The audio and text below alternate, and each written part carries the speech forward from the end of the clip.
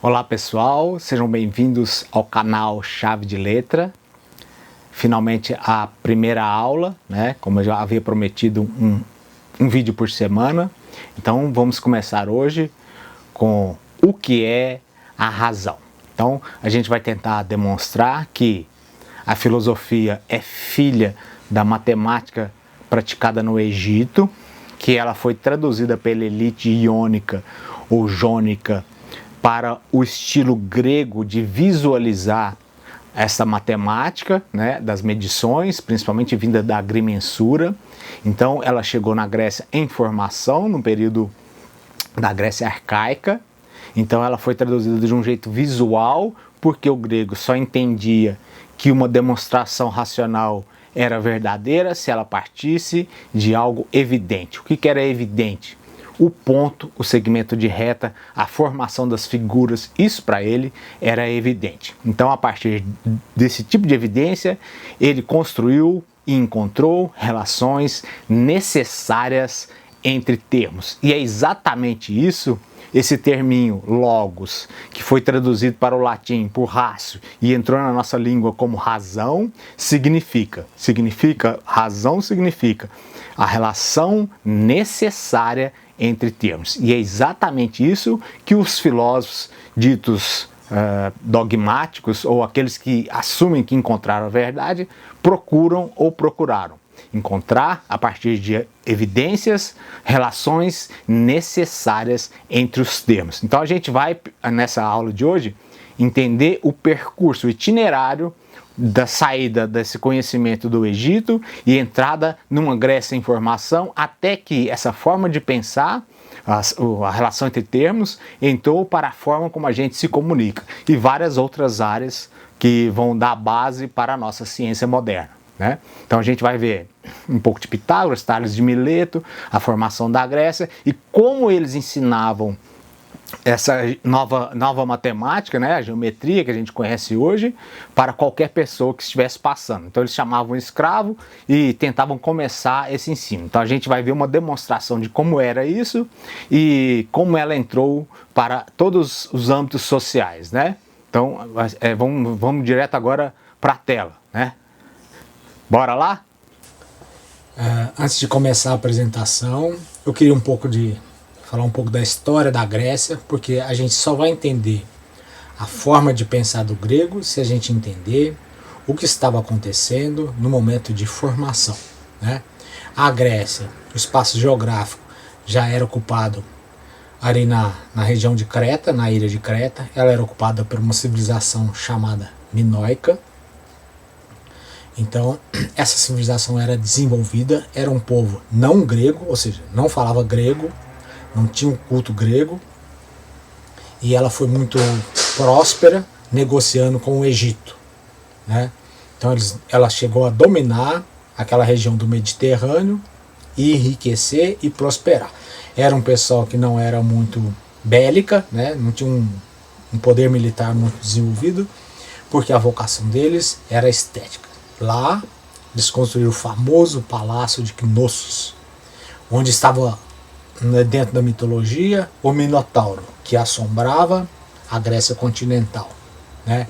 Então, os aqueus foram a primeira leva de povos gregos que invadiram o território da Grécia, ocuparam e fundaram a cidade de Micenas, então uma civilização micênica, essa que aparece no filme de Troia, né? Dos aqueus atacando Troia, né? É esse povo. Então já é um povo grego que, incomodado com o poder de Creta, se organiza, enriquece e sonha em dominar a Creta. E eles conseguem. Conseguem, mas ficam abasbacados com o desenvolvimento da arquitetura, da cultura dessa civilização minoica. Então ela praticamente é absorvida pela cultura minoica. Eles conservam isso, né? E eles dominam a parte relativa à cidade de Micenas. E o povo iônio sai da Ásia Menor, atual Turquia, e ocupa a Ática, que é onde vai ficar a cidade de Atenas, né? Depois os eólios, que vão dominar a região da Trácia. Então são tribos gregas que dominam aquele espaço, mas elas não têm uniformidade. Cada qual falava um dialeto que era semelhante, mas não igual. Então era um povo que estava em formação, inclusive o seu idioma estava em formação. Acontece que nesse período o maior império era o Império do Egito, né? Só que a Pérsia começa a crescer, chega inclusive a superar o Egito, a vencer em batalhas o Egito e começa a ampliar a sua cobiça imperialista. Então ela já começa a pressionar aquela região da Ásia Menor, e o último povo a ocupar a Grécia são os dórios, né? Um povo mais bruto, militarizado, que chega, ocupa a península do Peloponeso e empurra mais para o norte os outros povos e destrói basicamente a cultura grega, que eles chegam inclusive nesse período pré-homérico a perder a sua própria letra, né? O letramento se perdeu. Então eles ficaram numa tradição apenas oral, né? Homero então é um compilador para resgatar os mitos e lendas desse povo, né? Então os dórios brutalizados empurram mais ao norte, e o povo da Iônia, ou os jônios, né, que fundaram Atenas, voltam para tem um fluxo maior para a Ásia Menor, só que percebem, eles ficam pressionados porque a ascensão da Pérsia também vai incomodá-los. Então, entendendo que eles precisavam se unificar, assim como eles se unificaram com os aqueus para atacar Creta, se unificar para o futuro ataque da Pérsia. Então essa elite vai buscar conhecimento no maior império do mundo antigo, que foi o Egito. Porque o Egito aplicou conhecimento e amplificou os seus recursos, né? Então essa elite da Iônia, principalmente, não os dórios, mas da Iônia, eles foram a elite que tinha o costume de estudar no Egito. O Egito, como acreditava na perenidade do império, tinha portas abertas, aceitava todo mundo do mundo antigo que quisesse estudar, tinha porta, pagava, obviamente. Então eram os ricos que estudavam lá e, né, aprendiam principalmente a matemática do Egito. Por que eles desenvolveram muita matemática? Lembrando daquelas aulinhas de história do regime de águas do rio Nilo. O rio Nilo recebia águas do degelo, das chuvas, então ele alagava uma vasta região de terras, depois ele recuava. O rio, quando recua, todo mundo sabe que fica aquele lodinho, né, o humus, e aquela terra é muito fértil. Então eles tinham que planejar, calcular quem e como plantaria naquela terra arável, né, aquela terra rica, né, terra fértil. Então eles desenvolveram muito a sua agrimensura. Ora, o que eles desenvolveram na agrimensura, eles vão desenvolver também na astronomia, no sistema de defesa, na arquitetura, na medicina. Então, esses intelectuais aprendiam aquilo, só que eles não compreendiam bem como que os egípcios calculavam, né? Então, porque o grego, como a gente vai ver depois, ele, para considerar algo evidente, ele tinha que ser visual, né? Da forma mais simples possível, mas de um modo visual. Então ele começa a traduzir o pensamento do Egito, principalmente essa matemática, para o jeitão grego.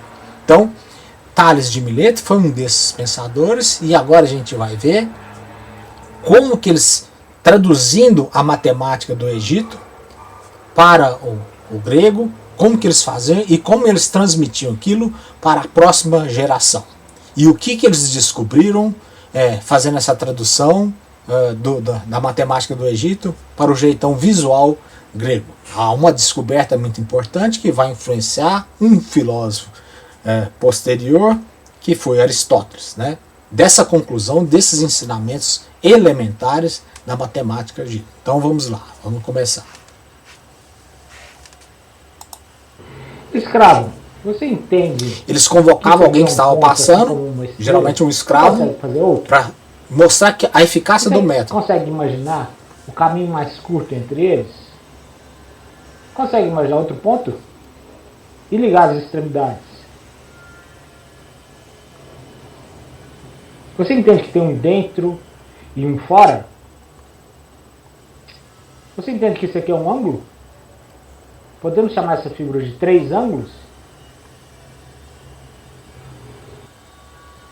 Então, com isso fica demonstrado que até um bárbaro consegue raciocinar, todos nós conseguimos raciocinar.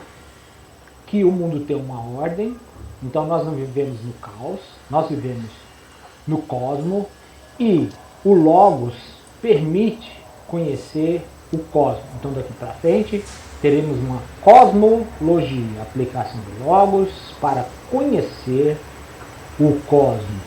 E Tales então arrisca que o princípio do mundo, a physis, é a água. Escravo.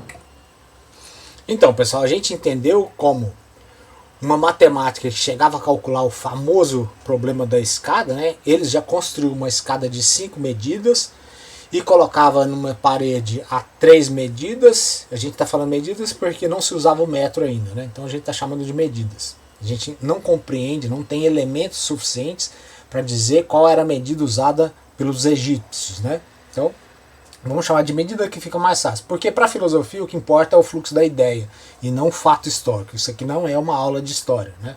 Eu não sou historiador e o filósofo é meio lambão com os fatos, a precisão dos fatos, né? Então a gente chama de medida. Uma escada de 5 medidas a uma distância de 3 medidas, o Egito já sabia que ele alcançaria 4 medidas de altura.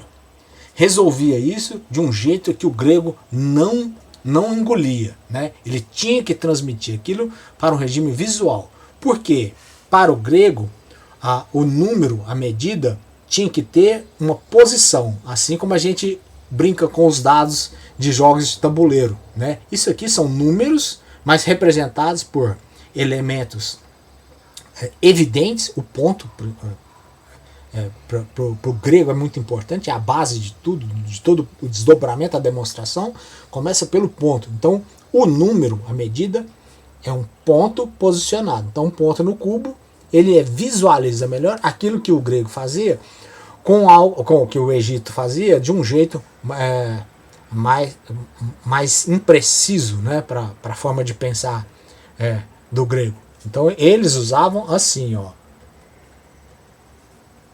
posicionado e enfileirando os pontos. E dava uma representação para essa forma de usar os números. O 4 nessa posição era símbolo de harmonia. Então aqui um pouco da semiótica já se falava em semeion, né? Aquilo que o número representava. Mas o número, esse posicionado numa figura geométrica, né? O 3 era símbolo, o semeion, do casamento feliz, né? Um casal mais um filho. Então era assim a forma de pensar do grego. Então, traduzindo essa matemática do Egito para o pensamento grego, Tales foi o grande sábio do mundo antigo, né? Ele foi considerado um dos 7 sábios do mundo antigo. Então ele faz uma descoberta que entrou para todas as culturas, um conhecimento que está vivo isso ainda hoje, né? Veja, o que eu estou fazendo aqui é uma passagem que alguns pensadores não vão concordar, não vão reconhecer. Então não vou usar isso numa prova. Por quê? Eu estou acabando de fazer a definição de razão com origem no Egito, né? Então a filosofia será, daqui para frente, filha da matemática do Egito. Só que os manuais influenciados pelo eurocentrismo vão colocar a origem da filosofia uma espécie de milagre grego, que ela surgiu do nada ali na Grécia. Porque eles não podem dar o braço a torcer que a razão ocidental é filha de um país africano, né? A gente conhece a razão disso, são interesses políticos, porque eles precisaram desqualificar a África para poder assaltar, matar, roubar, estuprar. É assim que é o fluxo da história, né? Então, nos manuais Que a gente vai. O que é o manual? O manual é aquilo que mastiga, né, entrega de forma simplificada para fazer a introdução no assunto, usado nas escolas do ensino médio, por exemplo. Então lá fala que são duas hipóteses. Ou a filosofia foi uma dissidência do mito, as narrativas que explicavam o mundo, ou ela saiu do nada, um milagre grego. Mas isso é uma bobagem. Ela veio dessa tradução da forma de pensar matemática do Egito, que era muito desenvolvida, para o jeitão visualizado do grego. Então, Tales de Mileto, ele é autor do famoso teorema que a gente estuda no ensino médio, né? Por um feixe de retas paralelas cortado por retas transversais, produz necessariamente segmentos proporcionais. Agora, uma parte importante para entender a filosofia é o seguinte: quando a gente fala necessário, necessidade na filosofia, é diferente quando a gente usa na linguagem usual, né? A gente usa muito assim, eu necessito de uma cerveja, eu necessito de um beijo da Maria, né? Esse necessito tem um sinônimo de eu preciso, eu quero, eu gostaria. Na filosofia não é nada disso. Exige um rigor do conceito. Aqui, necessário, segmentos necessários, diz não há como ser diferente. Então isso aqui é um conhecimento, é um rigor, né? O contrário de necessidade é contingência, contingente. O caminho que você faz da sua casa para o seu trabalho, ele é contingente. Você pode pegar a rua de cima, a rua de baixo, passar na farmácia. Cada dia você pode fazer um trajeto diferente. Então o seu trajeto é contingente. E a contingência, ela é afeita ao humor do dia, o seu caráter do dia, a sua afecção do dia, a sua sensação do dia, o seu humor, né? No dia que você está sem pressa, você passa, dá uma volta maior, né? No dia que você está apressado, você faz uma reta no caminho da sua casa para o trabalho, né? Ela varia conforme o humor. Aqui não. Você pode estar triste, feliz ou não, a relação entre os segmentos de uma reta paralela, eles são proporcionais, gostando disso ou não, bem-humorado ou não, triste ou não, é assim e será eternamente, né? Então, isto é o conceito de necessidade na filosofia. Com a incompreensão de um texto, de um pensamento, se dá muitas vezes na falta de rigor, emprestar o sentido que a gente usa no dia a dia para um pensamento rigoroso. Então percebam que daqui para frente, o que a gente chama de proporção, os gregos vão chamar de logos. E é isso aqui causa um impacto no conceito de logos, porque o logos anteriormente ele era usado de uma forma, de um sentido mais vasto, né? Tudo que é organizado e produz um resultado era um logos. Por exemplo, o açougueiro tem um logos, o pedreiro tem um logos, o médico tem um logos, o arquiteto tem um logos. Então aqui, com os matemáticos, traduzindo o pensamento do Egito, ele ganha um sentido rigoroso. Qual seja, logos ou razão é o encontro, né, a dedução a partir de elementos ou entes evidentes, abstração a partir de elementos evidentes, relações necessárias. Relações necessárias. A, B, ou esse espaço aqui, está para esse espaço aqui CD, assim como a linha B' está para esse C' D'. Então ele descobre uma relação necessária. Logos só pode ser isso. A relação necessária entre termos a partir de entes evidentes. O ponto é evidente, o segmento de reta é evidente, a partir daí ele extrai uma outra coisa, uma relação entre os termos, né? Isso aqui, gente, entrou para nossa cultura e nunca mais saiu. Isso aqui é o tataravô da regra de 3 que a gente usa no dia a dia. Quando o patrão ele te promete que a cada 20 dias trabalhados você tem 2 dias de pausa, né? De folga. Quando você trabalha 10, você pode chorar um dia de folga. Isso é uma regra de 3. Ela saiu daqui, ó, desse conhecimento do Tales, né? Então, aqui o logos, ou a razão, ganha um sentido específico. e nunca mais vai sair, certo?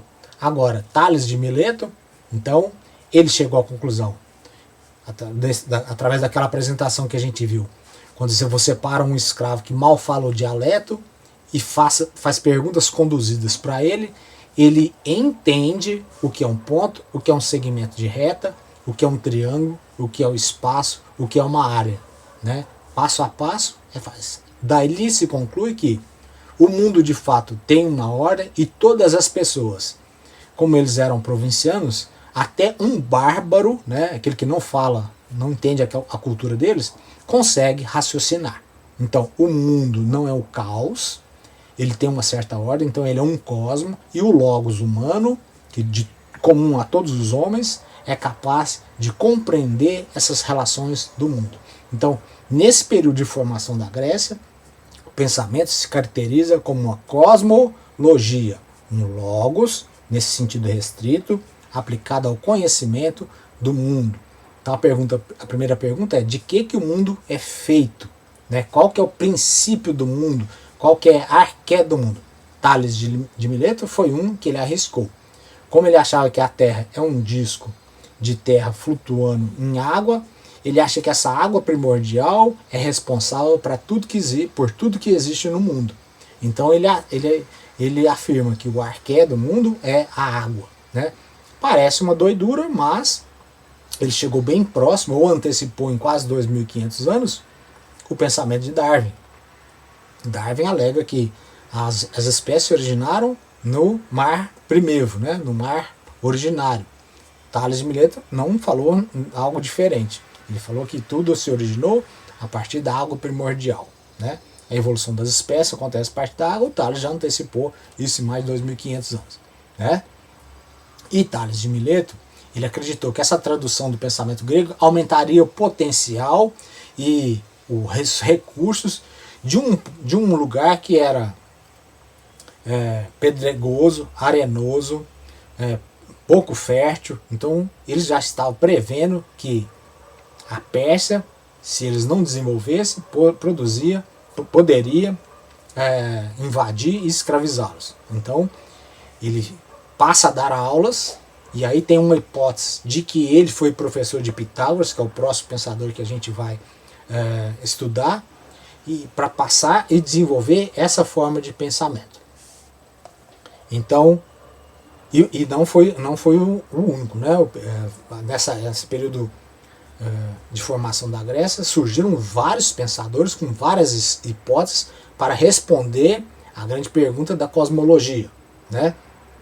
Aqui que surgiram pensamentos interessantíssimos, né?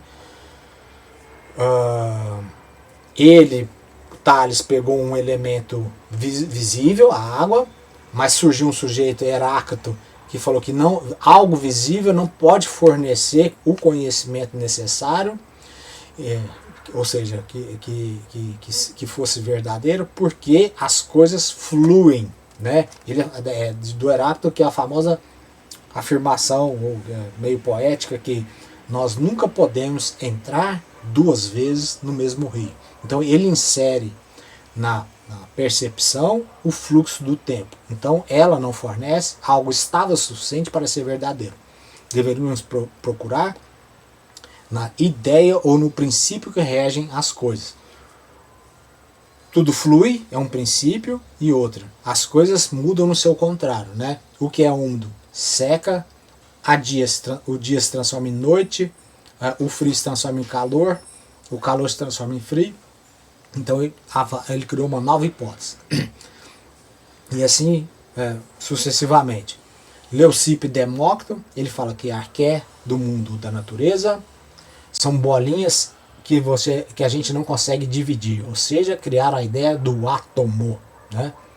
E essa forma de pensar foi ganhando espaço, né? E surgiram vários pensadores com as suas próprias hipóteses. Né? Pitágoras, então, aceitando que ele tenha sido aluno de Tales, ele quer se aprofundar nesse novo logos, nessa nova razão, e passa a investigar e retraduzir o pensamento grego. Por exemplo, ele resolve o famoso problema da escada de forma visual, do jeitão grego, né? A gente conhece isso aqui na escola, né? Assim, ele pega uma escada de 5 medidas encostada a 3 medidas da parede, os egípcios já sabiam que dava 4 medidas de altura. Ele não engolia essa forma de demonstrar, ele não entendia essa forma de demonstrar, na verdade. Então, ele pega, como que eu demonstraria? Ele prova que um quadrado feito com um lado maior, a área desse quadrado é igual à soma dos outros menores, que a gente conhece na escola como o famigerado Teorema de Pitágoras. O quadrado da hipotenusa é igual ao quadrado dos catetos, né? Que a gente é obrigado a decorar, não sabe de onde veio. Então é aqui a fórmula de Pitágoras, também traduzindo a matemática egípcia para o jeitão grego, né? E como ele era da elite, introduzido na música, ele era um tocador de lira, né? Ele passa a estudar o comportamento da lira e cria um dos primeiros instrumentos científicos dedicado só ao conhecimento. Ele cria um instrumento chamado monocorde, que é uma corda só, que não servia para tocar nada, para nenhum espetáculo, era só para estudar o comportamento da corda. E aí ele descobriu a corda solta, né, só amarrada nas extremidades, faria um som. E aí ele passa a descobrir, testando, obviamente, que se você prender ela ao meio e tocar a segunda, uma das metades, produz o mesmo som, só que mais agudo. E se dividir essa corda em 3 partes e tocar a segunda, vai encontrar uma nota a 5 espaços de distância da nota fundamental. Então, o que ele está fazendo? Ele pegou um pensamento que veio da geometria e está aplicando na área musical. Ele está criando e descobrindo a escala musical, que para nós a gente chama de Dó, Ré, Mi, Fá, Sol, Lá, Si, né? Todo mundo conhece as notas. Então ele está, ainda não se falava em Dó, Ré, Mi, Fá, Sol, Lá, Si, mas ele já está encontrando a posição do som baseado na configuração da tensão da corda, né? Isso é uma descoberta tão fundamental, e isso aqui vai revolucionar a forma de pensar, né? Depois ele começa a comparar qual som em combinação com o outro dá prazer aos ouvidos e o outro que não dá prazer aos ouvidos. Essa ideia, quem é iniciado na música sabe que isso aí é o tataravô da harmonia, um pensamento que vai entrar para a nossa cultura e vai afetar quase todas as áreas, ou seja, aquilo que saiu da geometria passa a ocupar um espaço dentro da aestésia, das sensações em relação às coisas do mundo, né? Vai encontrar medição, e essa medida vai influenciar, vai metrificar o teatro, vai metrificar a música, vai metrificar a dança, né? A ideia de harmonia vai ser muito importante na arquitetura, na escultura, na pintura, na própria aparência das pessoas. Saiu daqui, dessa aplicação.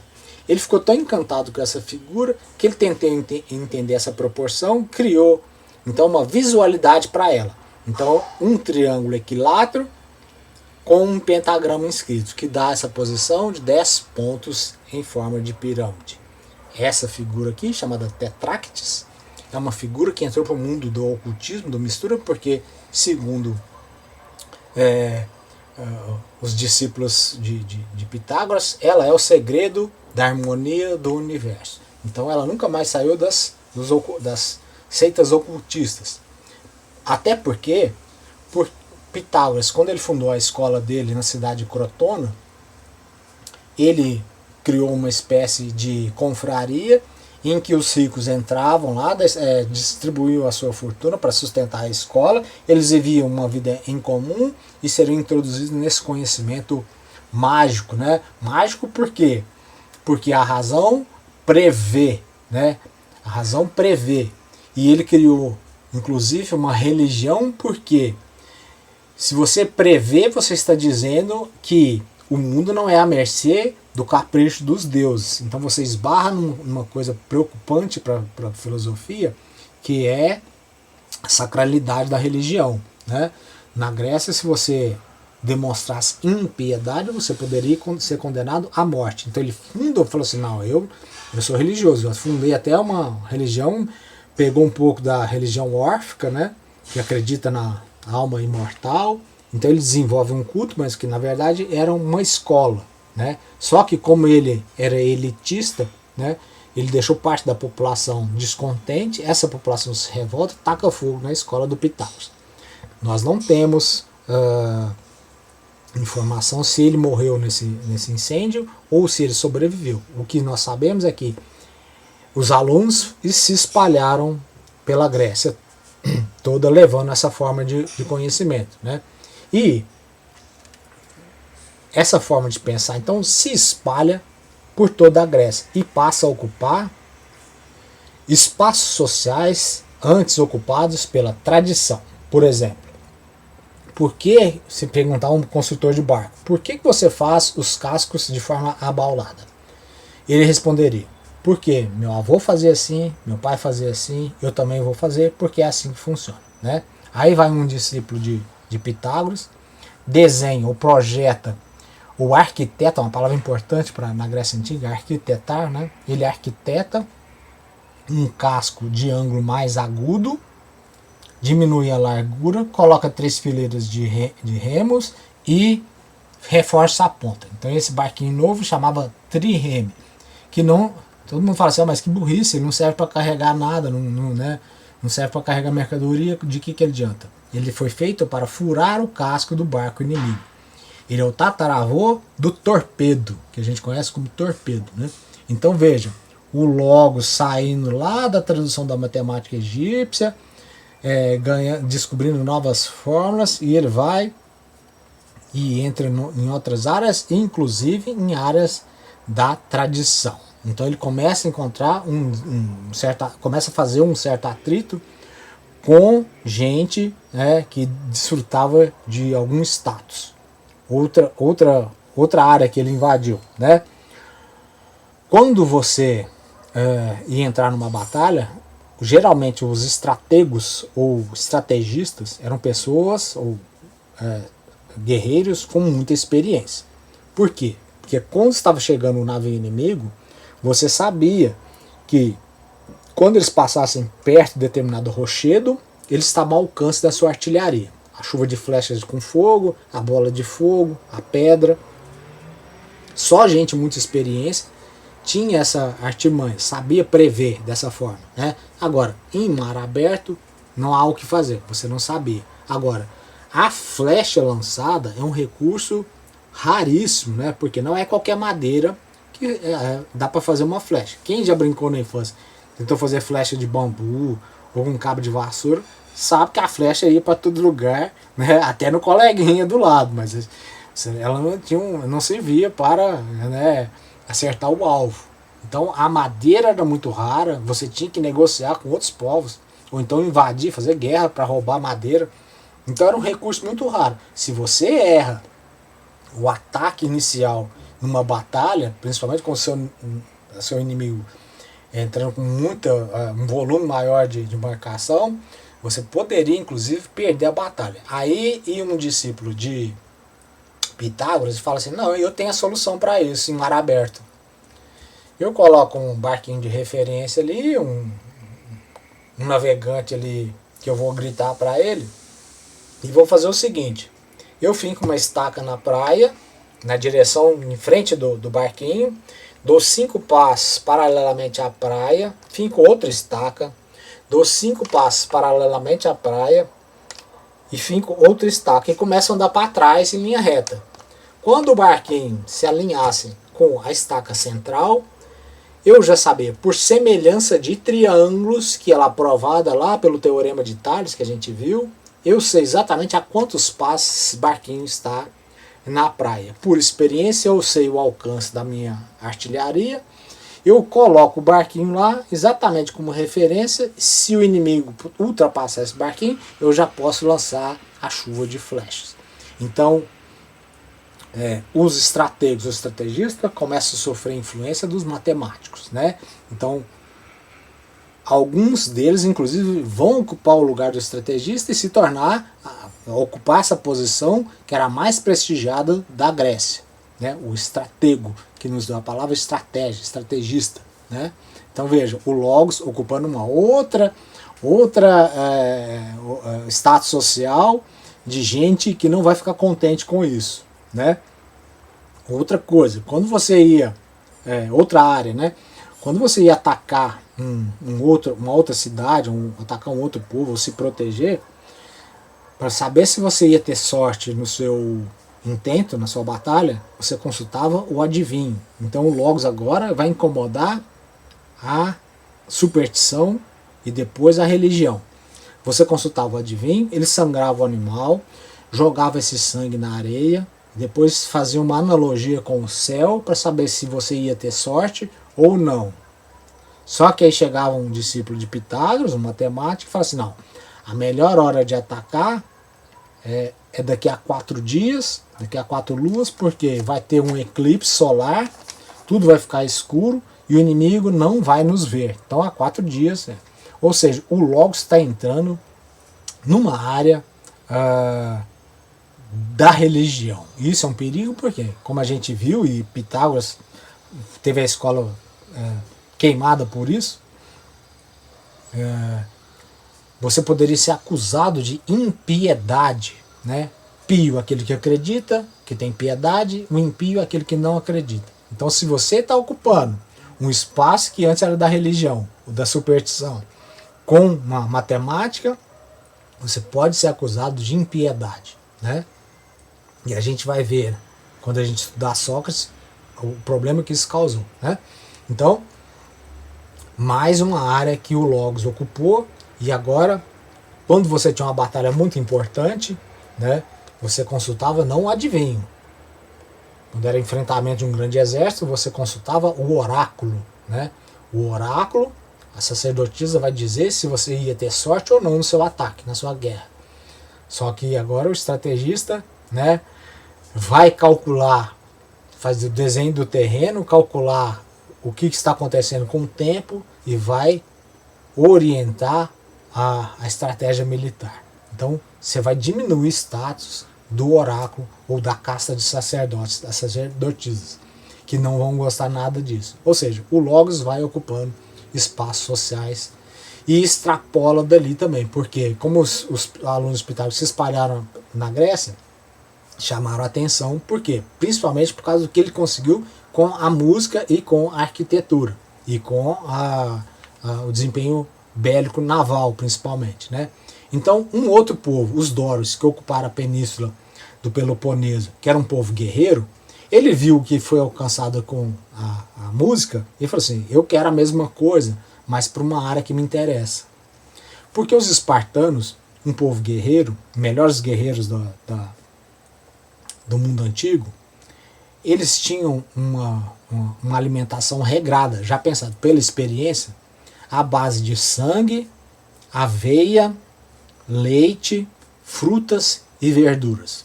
Só que, como eles comiam em alojamentos em comum, era a mesma ração, o mesmo caldeirão para todo mundo. Era uma gororoba horrorosa, daí a piada dos persas que o espartano não tem medo de morrer, porque a comida deles é tão ruim que ele prefere estar morto do que voltar e comer aquela coisa nojenta, né?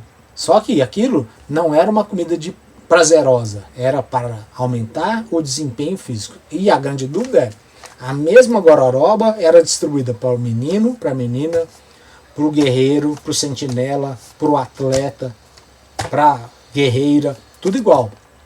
Então eles sentiram uma oportunidade de aplicar a razão que foi encontrada na música para criar uma proporção para a sua alimentação. Está fundada uma ramo do conhecimento que está vivíssimo até hoje, que é a dietética, ou seja, encontrar a proporção dos alimentos para aumentar, maximizar o desempenho do corpo. Ora, aquela civilização que ficou lá em Creta, que absorveu a cultura minoica, que não era uma cultura guerreira, mas uma cultura hedonista do prazer da vida, eles também queriam essa proporção para quê?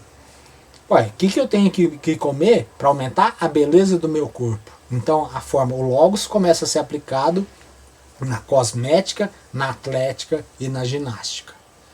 Qual que é a melhor forma? Ir entregando essa diretriz para a razão e não mais pela experiência ou tradição, né? Então o Logos vai ocupando setores sociais que antes ele não ocupava.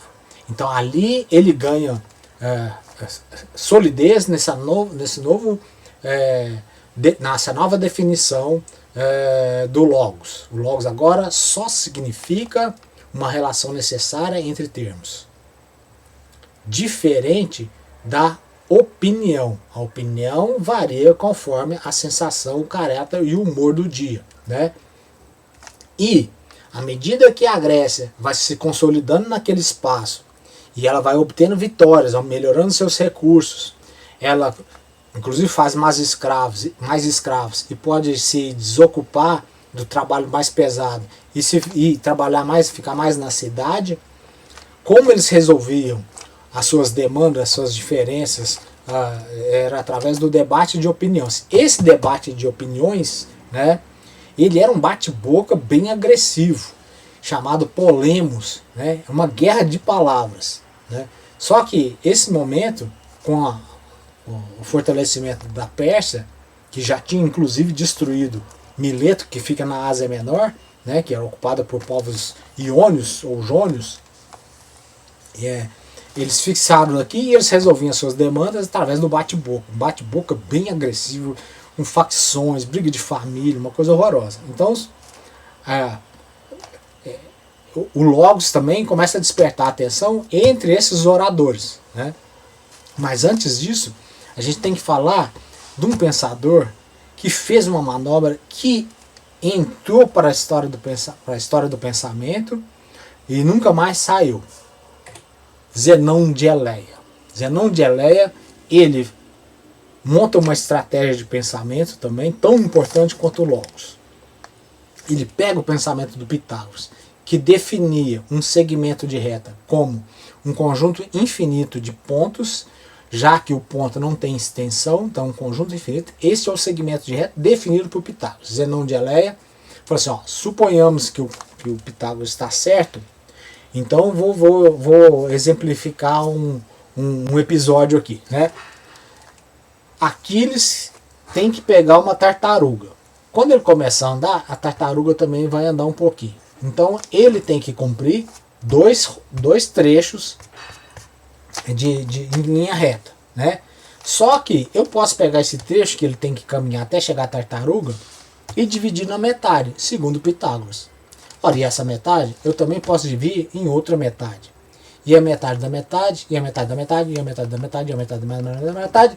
Então, em tese, se o Pitágoras está certo, Aquiles jamais vai alcançar a tartaruga. E não é o que acontece. O que o Zenão de Eleia acabou de fazer? Ele atravessou, dá uma opinião, ele não está batendo boca, assim como era o ambiente político das cidades recém-criadas. Não é isso.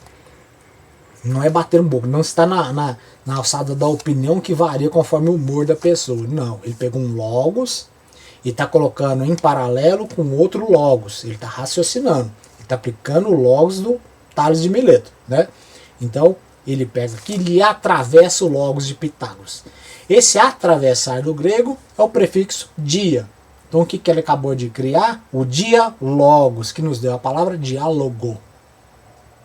Então o diálogo não é um bate-boca de opiniões. Diálogo é o atravessamento de um raciocínio por outro raciocínio. Ora, e essa forma de pensar chama muita atenção porque ninguém havia feito isso antes, né?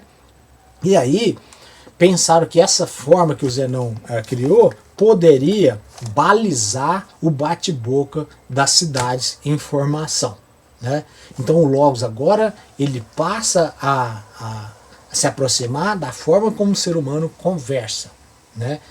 Quando ela entra na forma como o ser humano conversa, exigindo a mesma relação necessária entre elementos e buscando termos evidentes ou entes evidentes, né? Ou seja, eles começaram a pensar já em purificar a forma como o ser humano emitia opinião, para ter, quem sabe, causar uma certa estabilidade política nas cidades. a gente percebe que essa forma de entrada na forma como o ser humano conversa é o que vai se tornar a filosofia. E o modelo dela será o dia logos.